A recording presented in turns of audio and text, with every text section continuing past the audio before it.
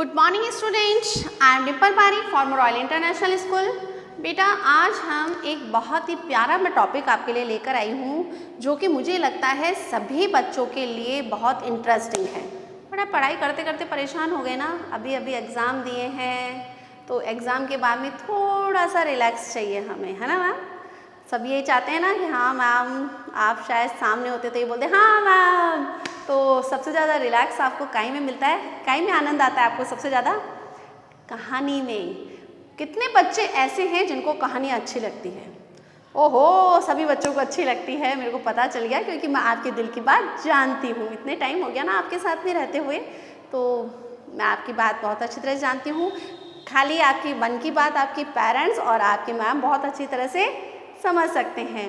तो शायद ही कोई बच्चा ऐसा होगा जिसको कहानी में इंटरेस्ट नहीं होगा, जिसको कहानियाँ अच्छी नहीं लगती है। तो बेटा आज अपना जो विषय है, अपना जो टॉपिक है वो क्या है? कहानी लेखन।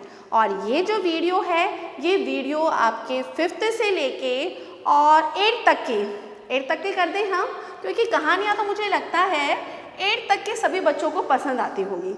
वैसे तो बड़े बच्चे भी इंटरेस्ट लेते हैं, वो भी कम नहीं है, लेकिन उनकी कहानियों का जो माध्यम है ना वो थोड़ा डिफरेंट होता है। तो उनके लिए मैं एक अलग से वीडियो बनाऊंगी, उनकी कहानियों का जो माध्यम रहेगा उनके जीवन से संबंधित। यहाँ पर जो हम बात कर रहे हैं वो 2nd से लेके 8th तक के बच्चों की बात कर रहे हैं। तो बेटा आपको क्या करना है, पहले मैं कहानी आपको सुनाऊँ या खुद ही लिखोगे? नहीं मैम, ये कहानी तो बनती है ना। तो बेटा एक छोटी सी प्यारी सी आपको एक कहानी सुनाती हूँ। उस कहानी को पहले सुनना और उसके बाद में क्या करना है वो मैं आपको समझाती हूँ। बड़ी प्यारी कहानी है। तो आप सब जानते हो मैं वैसे कृष्ण की बहुत फ़ैन हूँ, भगवान श्री कृष्ण की। तो आज मैं श्री कृष्ण से संबंधित एक छोटी सी आपको एक मित्रता से संबंधित एक कहानी बताती हूँ। बेटा कृष्ण जो थे, जो बचपन के अंदर वो उनकी एक मित्रता एक लड़के से हुई जिसका नाम था सुदामा। जानते ना सुदामा और कृष्ण कितने अच्छे मित्र थे। तो मित्रता पे एक कहानी होनी चाहिए, फ्रेंडशिप पे होनी चाहिए, फ्रेंड पे कहानी होनी चाहिए। तो पहले के समय में क्या होता था बेटा, जो पढ़ाई होती थी ना वो पढ़ाई अपने विद्यालयों के अंदर नहीं होती थी। आज के जैसे जो विद्यालय है ना आपके स्कूल, ऐसे स्कूल नहीं हुआ करते थे। प्राचीन काल के अंदर जो पढ़ाई हुआ करती थी वह कहाँ हुआ करती थी? वह होती थी आश्रम में। और आश्रम कहाँ पर होते थे? कोई ऐसे स्थान पर होते थे जहाँ पर कि आसपास में लोग ना रहते हो, आसपास में बस्ती हो तो सही लेकिन उस आश्रम से दूर हो। और उसी आश्रम के अंदर जो बच्चे हैं वह शिक्षा ग्रहण करते थे और फिर उसके बाद में जब उनकी शिक्षा पूर्ण हो जाती थी अर्थात पूरी हो जाती थी, उसके बाद में ही वह अपने घर को जाते थे। आजकल तो आप क्या करते हैं, आप सुबह स्कूल में आते हैं, विद्यालय में आते हैं, आपको जो शिक्षा ग्रहण करनी होती है आप उसको ग्रहण करते हैं, टीचर आपको पढ़ाते हैं और फिर 2-3 बजे तक आप अपने घर वापस चल जाते हैं। प्राचीन काल में ऐसा नहीं होता था। जब स्टूडेंट आते थे विद्यालय के अंदर, आश्रम के अंदर, तो जब तक उसकी शिक्षा पूर्ण नहीं होती थी उनको वहीं पर रहना पड़ता था, उसी स्थान पर उनको रहना पड़ता था जब तक उनकी शिक्षा पूरी नहीं होती थी। तो उस स्थान पर रहकर अपने गुरु के साथ में, अपने गुरु माता के साथ में रहते हुए उनको घर के सारे कार्य करने पड़ते थे। घर के कार्य से अभिप्राय है कि जो गुरु माता होती थी उस गुरु माता की उनको हर कार्य में मदद करवानी होती थी। जैसे जंगल से लकड़ियाँ लेकर आना, पनघट से पानी लेकर आना, साफ सफाई करना। तो ये सब जो कार्य होते थे वह शिष्य करते थे, अर्थात गुरु के शिष्य अर्थात जो टीचर होता था उस टीचर के जो स्टूडेंट्स होते थे वह समस्त कार्य मिलजुल कर किया करते थे। तो बच्चे जो थे ना एक फैमिली के जैसे वहाँ पर रहते थे, परिवार बन जाता था वो। और जो उनका गुरु था और गुरु माता थी यानी कि गुरु की जो पत्नी है उसको गुरु माता कहा जाता है, तो वो बिल्कुल उन बच्चों को अपने बच्चों की तरह ही रखा करते थे। तो उस समय का आनंद और उस समय की बात ही अलग थी। चलिए ये तो आपको समझ में आ गया। तो आज हम कृष्ण और सुदामा की मित्रता से संबंधित बात करते हैं। बेटा सुदामा जो थे वह क्या थे, एक गरीब परिवार से थे और कृष्ण तो हम सब जानते हैं कितने अच्छे परिवार से थे। और जो उनके पिता थे वह एक गांव के सरपंच थे। तो इस तरह से नंद बाबा वैसे तो अलग थे उनके, उसमें नहीं उलझते हैं हम, आज हम मित्रता की बात करते हैं खाली। तो सुदामा जो थे वह उनके बहुत अच्छे मित्र बन गए। तो एक समय क्या हुआ कि जो सुदामा थे और कृष्ण थे, उनको उनकी गुरु माता ने कहा कि बेटा जो अग्नि है अर्थात जो लकड़ियां हैं वह क्या हो गई है, समाप्त हो गई है, तो तुम जंगल में जाओ और क्या लेकर आओ, लकड़ियां काट कर लेके आओ, जो सूखी सूखी लकड़ियां हैं वो लेकर आओ जिससे कि मैं खाना बनाऊं। तो सुदामा और जो कृष्ण दोनों क्या हो गए, वहाँ से चले गए और जंगल में गए। और जंगल में जाने के बाद में वह उन्होंने लकड़ियाँ चुनी और नहीं सॉरी उसके पहले क्या हुआ, उनकी जो गुरु माता थी, उन गुरु माता ने क्या किया, उनको थोड़े से चने दिए थे कि बेटा ये चने लेकर जाओ और जब रास्ते में अगर तुम्हें भूख लगे तो ये चने जो है तुम खा लेना, दोनों आपस में आधे आधे बांट के। अब सुदामा को वो पोटली दे दी उन्होंने। तो सुदामा और कृष्ण दोनों क्या हो गए, जंगल की तरफ उन्होंने प्रस्थान किया, जंगल में चले गए वो। और जंगल में जाने के बाद में उन्होंने लकड़ियाँ इकट्ठी की, लकड़ियाँ सूखी सूखी लकड़ियों को कुछ को काटा, कुछ बिखरी हुई पड़ी थी, उन्होंने इकट्ठी करके उसका गट्ठर बनाया। और लेकिन अचानक क्या हो गई, बहुत तेज बारिश आ गई। अब बारिश आ गई तो सुदामा और कृष्ण उस बारिश से बचने के लिए उन्होंने क्या किया, एक पेड़ पर चढ़ गए। सुदामा अलग पेड़ पर चढ़ गए और कृष्ण जो थे वे अलग पेड़ पर चढ़ गए।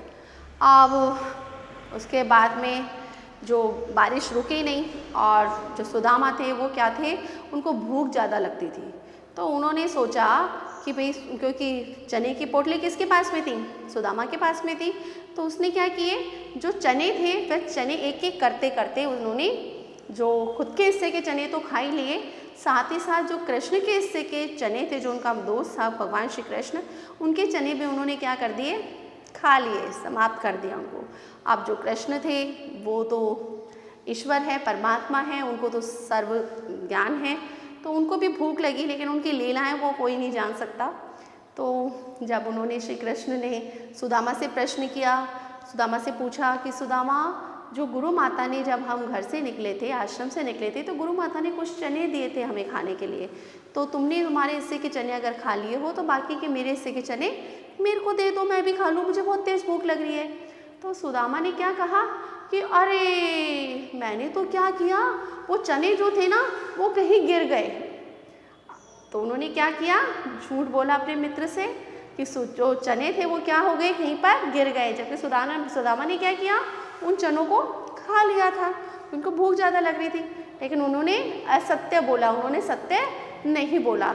तो कृष्ण तो समझ तो गए लेकिन वह कुछ नहीं बोले, बोले ठीक है कोई बात नहीं, अब गिर गए तो कोई दिक्कत नहीं है। उसके बाद में दोनों मित्र नीचे उतरे, बारिश बंद हुई और अपने अपने उन्होंने गट्ठर उठाए लकड़ियों के और गुरु माता के पास में चले गए। जब गुरु माता के आश्रम में पहुँचे तो कृष्ण ने जाते पहले बोला, गुरु माता बहुत तेज पेट में चूहे कूद रहे हैं, जल्दी से भोजन दो, जल्दी से मेरे को खाना दो, बहुत तेज भूख लग रही है। तो उन्होंने कहा कि मैंने तो सुदामा के साथ में चने दिए थे, फिर तुमने चने क्यों नहीं खाए, तुम दोनों मिलकर खा लेते। तो जो सुदामा थे, सुदामा ने वहाँ पर भी असत्य बोला कि नहीं गुरु माता, वो चने तो कहीं गिर गए थे। लेकिन गुरु माता जो थी वो त्रिकालदर्शी थी, उनको समझ में आ गया, उन्होंने अपनी दिव्य दृष्टि से देखा कि जो सुदामा है, उस सुदामा ने क्या कर लिया है, कृष्ण के हिस्से के चने भी खा लिए हैं। तो उनको बड़ा क्रोध आया कि वहाँ पर भी इसने असत्य बोला, यहाँ पर भी वह असत्य बोल रहे हैं। तो जो उनकी गुरु माता थी, उस गुरु माता ने उनको क्या कर दिया, श्राप दे दिया। और श्राप क्या दिया उनको कि तुमने जिन चनों के कारण से मेरे जो ये शिष्य है, मेरा जो पुत्र है कृष्ण, इसको तुमने भूखा रखा है, तो तुम्हें जीवन भर दरिद्रता सहनी पड़ेगी। दरिद्रता अर्थात गरीबी, गरीबी ही तुम्हें पूरे जीवन भर सहन करनी पड़ेगी।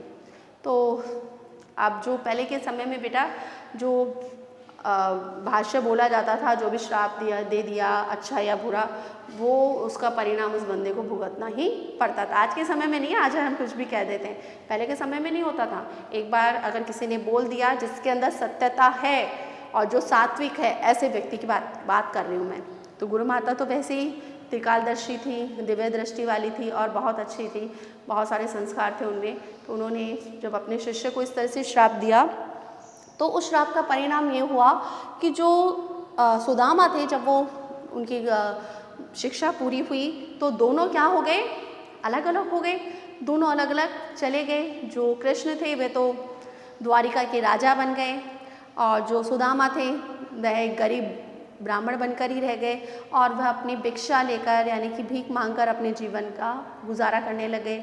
सुदामा की शादी हो गई और उनके बच्चे भी हो गए और इधर से कृष्ण जो थे उनकी भी शादी हो गई रुक्मणी से और वो भी अपने राजकाज में व्यस्त हो गए और इधर सुदामा भी अपने घर परिवार में व्यस्त हो गए। अब सुदामा जो थे वह कृष्ण के बहुत बड़े भक्त थे। हमने सुदामा के बारे में बहुत कुछ पढ़ा है। तो उन्होंने जो उनकी पत्नी थी, उन पत्नी ने हमेशा सुदामा जो कि कृष्ण के बारे में बातचीत करते रहते थे, कृष्ण ऐसे में, कृष्ण मेरा मित्र है, आज वो द्वारिका का राजा बन गया, ये वो उनके बहुत तारीफ़ें करते रहते थे। तो कृष्ण ने, उनकी पत्नी ने कहा कि आपका जो मित्र है वो द्वारिका का राजा है, आपका बाल सखा है, वो आपके बचपन से आपके साथ में रहा है, तो आप क्यों ना अपने मित्र के पास में जाते हैं और वहाँ जाकर उनसे कुछ धन लेकर आते हैं, जिससे कि हमारी जो गरीबी है इस गरीबी का थोड़ा सा उद्धार हो। तो सुदामा बोलते हैं नहीं, मैं उससे कुछ मांगूंगा नहीं, क्योंकि मित्रता का रूल होता है कि हम मित्रता के अंदर किसी के आगे हाथ नहीं फैलाते हैं। मित्र वो होता है जो आपके कंधे से कंधा मिलाकर चले, मित्र वो होता है जो कि आपके दिल की बात बिना कहे समझे।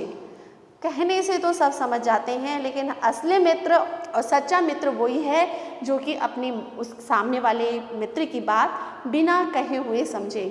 तो श्री कृष्ण सुदामा ने कहा कि कृष्ण को सब कुछ पता है मेरे साथ में क्या हो रहा है क्या नहीं हो रहा है, वो तो परमात्मा है, ईश्वर है, लेकिन मैं उनके पास में नहीं जाऊंगा। तो पत्नी के बार बार में कहने के बाद में उनको खुद को लगा कि एक बार मेरे को शायद कृष्ण से जाके मिल लेना चाहिए। मैं चलो मांगूंगा नहीं मांगूंगा वो तो बात की बात है, उनसे मैं अपने जीवन के बारे में बताऊंगा नहीं बताऊंगा कोई बात नहीं, लेकिन एक बार मैं जाके उनसे मिलूँ तो सही कि वो मेरे को पहचानता भी है या नहीं। तो कृष्ण बोलते हैं कि अब बेटा जब हम किसी के घर पे जाते हैं तो खाली हाथ नहीं जाते ना, कोई नहीं जाते, हम कुछ ना कुछ लेकर जाते हैं।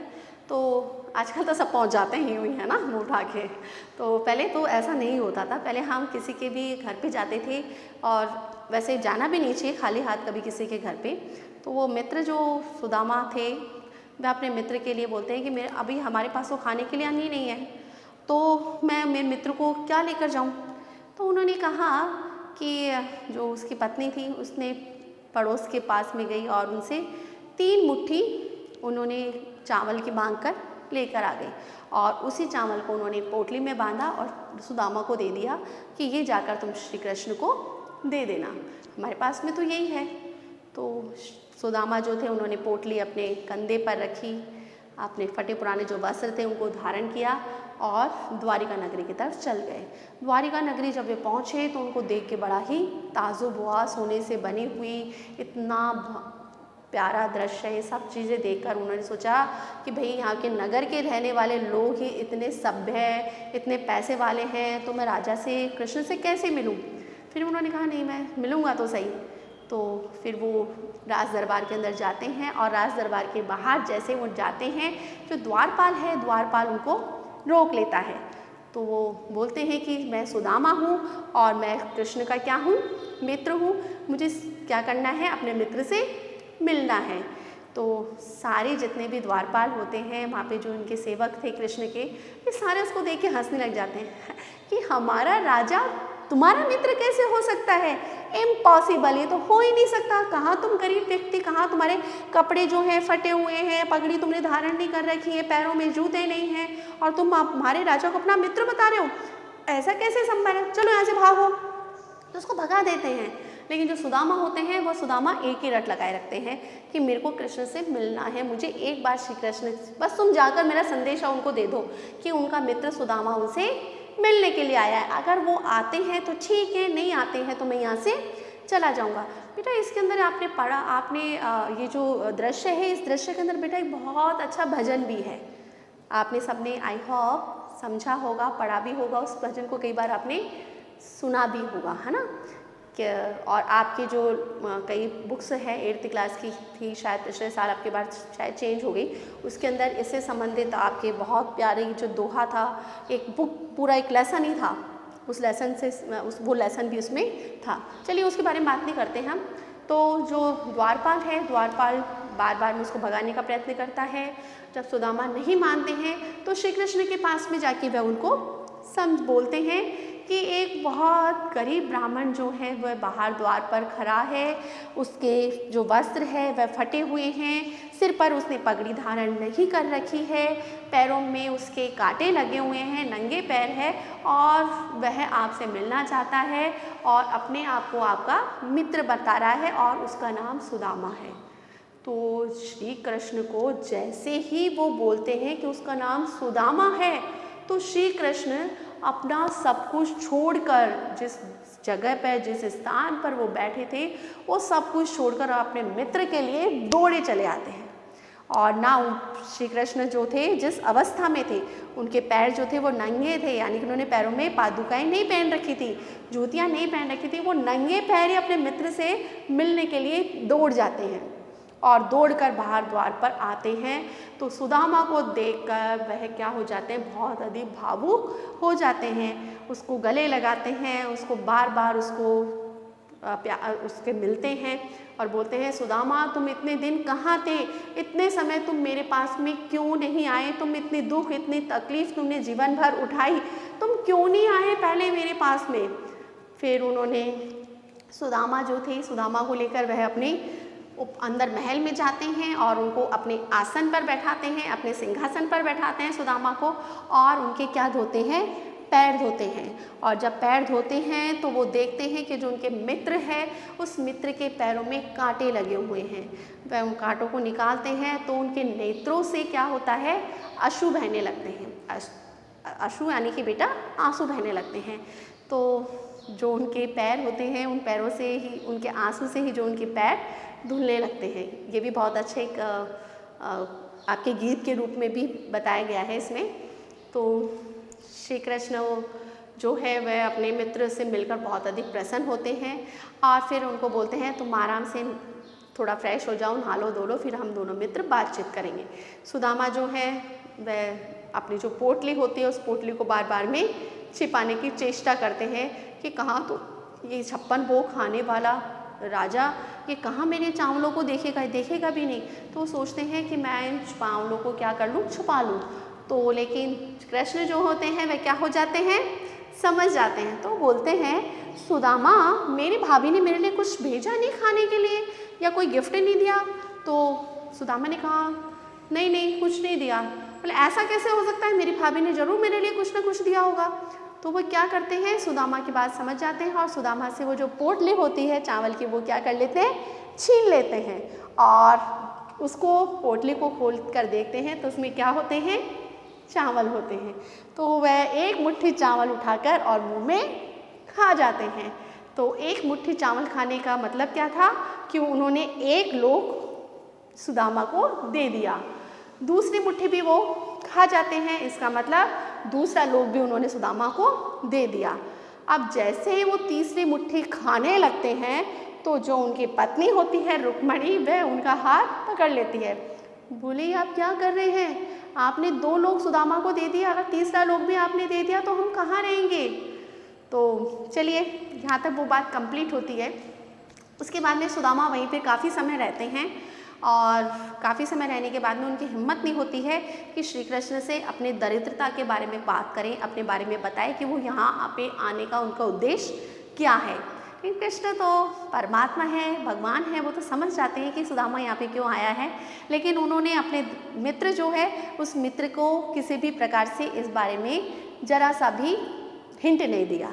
और जो सुदामा है, सुदामा काफ़ी समय रहने के पश्चात में अपने जो स्थान होता है वह स्थान पे वापस लौटने के लिए कहते हैं कि मुझे वापस क्या करना है, अपनी पत्नी और बच्चों के पास में जाना चाहिए, काफ़ी समय हो गया तुम्हारे पास में रहते हुए। तो श्री कृष्ण बोलते हैं कि मेरे को भेजने की तो तुम्हें मित्र बिल्कुल भी इच्छा नहीं है, लेकिन जाना तो पड़ेगा ही। बोले ठीक है आप जाओ। तो सुदामा सोचते हैं कैसा मित्र है, इसको पता नहीं क्या, ये तो त्रिकालदर्शी है, भगवान है, इसको पता नहीं कि मैं यहाँ पे क्यों आया हूँ। लेकिन इसने मेरे से बिल्कुल भी नहीं पूछा, मेरी गरीबी के बारे में भी कुछ नहीं पूछा। थोड़ा सा मन में उनके आता है, लेकिन फिर वो बोलते हैं नहीं, मित्रता का हमें कभी भी फ़ायदा नहीं उठाना चाहिए। मित्र चाहे अमीर है चाहे गरीब है, लेकिन हमें उसका फ़ायदा नहीं उठाना चाहिए।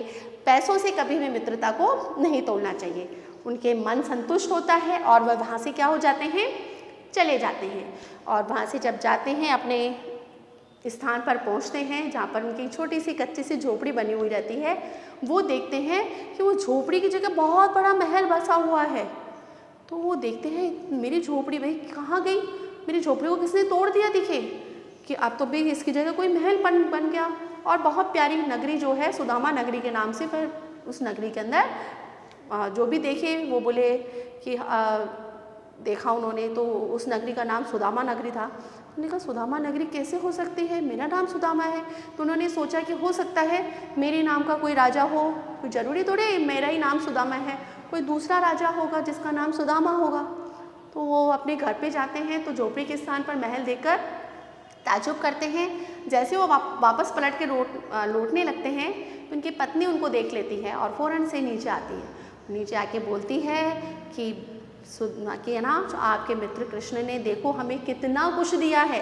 तो वो बोलते हैं मेरे मित्र ने तो मेरे को कुछ दिया ही नहीं। बोले कैसे नहीं, आपके जाने के बाद में जो आपके मित्र कृष्ण हैं उनके कुछ सेवक आए और उन्होंने अपनी झोपड़ी की जगह ये महल बनाया, ये सारी नगरी बसाई और उस नगरी का आपको एक तरीके से आपके नाम पे ही ये नगरी डाली जिसका नाम था सुदामा नगरी। तो वह अपने मित्र की इस उदारता पे बहुत अधिक खुश होते हैं और मन ही मन सोचते हैं कि मित्र वास्तव में वो है जो कि आपकी मन की बात को बिना कहे बिना कुछ कहे हुए वह समझे। सच्चा मित्र ही वो ही है। तो देखा बेटा आपने कि किस तरह श्री कृष्ण ने अपने मित्र की मदद करी और उसको एहसास भी नहीं कराया कि वो उसकी हेल्प कर रहे हैं, उसकी मदद कर रहे हैं। तो मित्रता का पहला उद्देश्य या पहली जो चीज़ है वह क्या है कि हमें मित्रता का पहले तो कभी फ़ायदा नहीं उठाना चाहिए। दूसरा, मित्र वो ही है जो बिना कहे आपके मन की बात को भली प्रकार से समझे। तो आई होप आपको कहानी बहुत पसंद आई होगी, अच्छी भी लगी होगी और आपने वैसे मेरे हिसाब से कई बार सुन रखी होगी ये कहानी। चलिए कहानी हमारी कंप्लीट होती है। अब हम हमारा जो टॉपिक है जिस पे हम पहले वीडियो पे जब मैंने स्टार्ट किया था उसकी पहले आपको समझाया था कि आपको क्या करना है।